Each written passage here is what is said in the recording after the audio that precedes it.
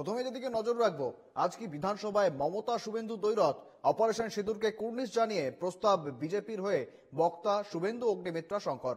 তৃণমূলের বক্তা তালিকায় ব্রাত্য চন্দ্রিমা। ফোনে রয়েছেন প্রতিনিধি রণজয় মুখোপাধ্যায়। রণজয়, আজকে স্বাভাবিকভাবেই যে প্রশ্নটা উঠে আসছে, তাহলে কি আজ বিধানসভায় মমতা এবং শুভেন্দু দ্বৈরথ দেখতে পাবো আমরা? রণজয়, সিঁদুর নিয়ে যে প্রস্তাব আসছে আজকে বিধানসভায়, স্বয়ং স্পিকারের তরফ থেকে এই প্রস্তাব আসছে এবং সেখানে আমাদের ভারতবর্ষের যারা বীর সেনানী তাদেরকে কুর্নিশ, শ্রদ্ধা, স্যালুট, সালাম জানানোর জন্যই এই প্রস্তাব রাজ্য বিধানসভায় এবং দেশের মধ্যে প্রথম কুর্নিশ জানিয়ে প্রস্তাব আসতে চলেছে পশ্চিমবঙ্গ রাজ্য বিধানসভায়। এবং এই জায়গায় আজকে সরকার পক্ষে মুখ্যমন্ত্রী মমতা বন্দ্যোপাধ্যায় যেমন বলবেন, সেরকম বিরোধী দলনেতা শুভেন্দু অধিকারী তিনিও হাজির থাকবেন এবং বক্তব্য পেশ করবেন।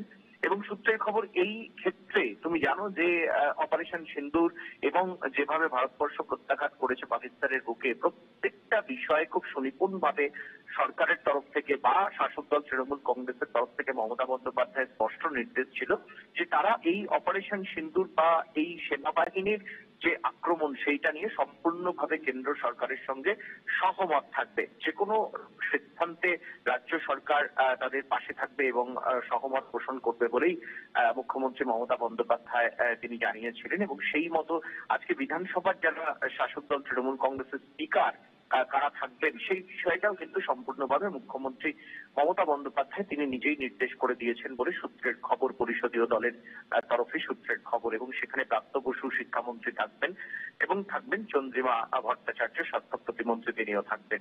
বিরোধীদের তরফে শুভেন্দু অধিকারী থাকার কথা রয়েছে। অর্থাৎ এই জায়গা থেকে একদিকে যেরকম শাসক দল, অন্যদিকে বিরোধী পক্ষ বিজেপি, তারা আজকে এই আলোচনায় অংশ নেবে। 2 ঘন্টা ধরে এই আলোচনা চলবে আজকে রাজ্য বিধানসভায়। সেনাবাহিনীকে কুর্নিশ, শ্রদ্ধা, সালাম জানাতেই কিন্তু বিধানসভার তরফে আজকে এই প্রস্তাব আনা হয়েছে এবং এই প্রস্তাবে শাসক ও বিরোধী উভয়ই সামিল থাকছেন। রণজয়, পাশাপাশি গতকাল আমরা দেখেছিলাম মুর্শিদাবাদ ইস্যু নিয়েও কিন্তু সুর ছড়িয়েছিল। অপারেশন সিঁদুরের শোক প্রস্তাব আবহেই কিন্তু মুর্শিদাবাদ নিয়ে সুর ছড়িয়েছিল বিজেপি বিধায়করা। পাশাপাশি তৃণমূল যেমনটা বরাবর বলে আসছে, কেন্দ্রের পাশেই থাকবে অপারেশন সিঁদুর ইস্যুতে, কেন্দ্রের পাশেই থাকবে তৃণমূল, কিন্তু বিজেপির অন্য সুর রাজ্য বিধানসভায়। আজও কি সেরকম কোন ছবি দেখা যেতে পারে? কি বলছে? দেখো, বিধানসভায় যে কোনো মুহূর্তে যে কোনো রকম ভাবে তোমার উত্তপ্ত হতে পারে। জিরো আওয়ারে বিভিন্ন রকম বিষয় থাকে, সেই বিষয়গুলো নিয়ে উত্তপ্ত হতে পারে।